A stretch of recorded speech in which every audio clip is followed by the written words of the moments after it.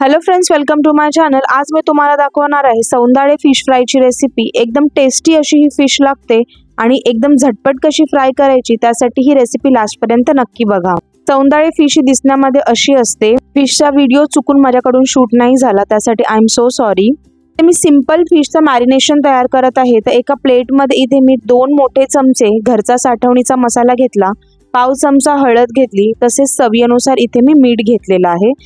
Fish एकदम चटपटीत तयार करण्यासाठी मी मॅरिनेशन मध्ये अर्धा लिंबाचा रस सुद्धा इथे ॲड केलेला आहे। त्याच्यावर बेसिक इंग्रेडियंट्स पासूनच मी माझं मस्त असं मॅरिनेशन तयार करून घेणार आहे।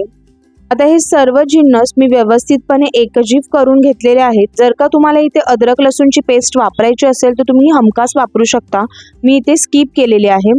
मॅरिनेशन माझं इथे तयार झाल्यानंतर सौंदाळ्यांवरती हे मॅरिनेशन मी ते लावून घेणार आहे। तर इथे मी हे 3 सौंदाळ्यांचं मॅरिनेशन घेतलेलं होतं। जर का तुम्ही जास्त सौंदाळे वापरताय तर मॅरिनेशनची क्वांटिटी तुम्हाला इथे वाढवायची आहे।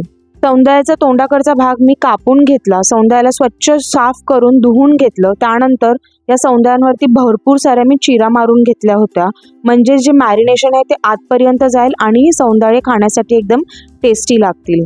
सौंदाळ्यांवर मॅरिनेशन लावून घेतल्यानंतर अर्धा तास मी ह्याला असंच रेस्ट दिली, जेणेकरून हे मॅरिनेशन आतपर्यंत छान मुरून जाईल। अर्ध्या तासानंतर मी आता फिश फ्राय करण्यासाठी फिशचं कोटिंग तयार करून घेते। तर कोटिंगसाठी इथे मी पाव कप तांदूळाचे पीठ घेतलेले आहे आणि पाव कप रवा घेतला आहे।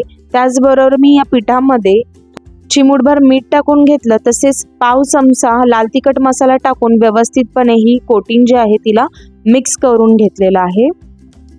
फिश फ्राय करण्यासाठी साइड बाय साइड गॅसवरती मी तवा तापत ठेवला। तव्यामध्ये मी 3 ते 4 चमचे तेल टाकून घेतले। तेल छान गरम झाल्यानंतर मी त्यामध्ये ठेचलेले लसूण टाकले आहे।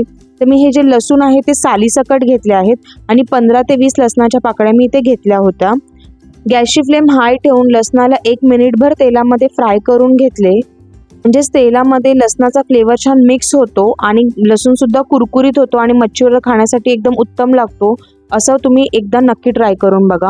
जे सौंदाळे आहेत ते रवा तांदळाच्या मिश्रणामध्ये छान कोट करून घेतले, मी एक्स्ट्रा कोटिंग डस्ट करून टाकली आणि त्यानंतर गरम गरम तेलामध्ये मी एक सौंदाळे ठेवून घेतले, तसेच मी दुसरा सुद्धा सौंदाळे या तेलामध्ये फ्राय करण्यासाठी ठेवून घेतलेले आहे। फिश फ्राय करत असताना गॅसची फ्लेम सुरुवातीला मी हाय ठेवली होती। 1-2 मिनिटे आपल्याला गॅसची फ्लेम हाय ठेवायची आहे। 2 मिनिटांनंतर मी गॅसची फ्लेम मीडियम ठेवली आणि 5 मिनिटासाठी फिश एका साईडनी व्यवस्थितपणे फ्राय करून घेतली। 5 मिनिटांनंतर मी फिशची साईड चेंज केली आणि त्यानंतर 5 मिनिटं दुसऱ्या साईडनी सुद्धा मी फिश फ्राय करून घेतली आणि असेच पलट करून 10 ते 12 मिनिटे हे सौंदाळे मी छान फ्राय करून घेतले। 10-12 मिनिटांनंतर हे सौंदाळे मी इथे सर्व केले आहेत। तर हे सौंदाळे चपाती बरोबर तसेच डाळ भाताबरोबर एकदम मस्त लागतात खाण्यासाठी। माझी ही रेसिपी घरात नक्की ट्राय करून बघा आणि जर का तुम्हाला माझी रेसिपी आवडली तर चॅनलला लाईक, शेअर आणि सबस्क्राईब करायला विसरू नका। थँक्यू।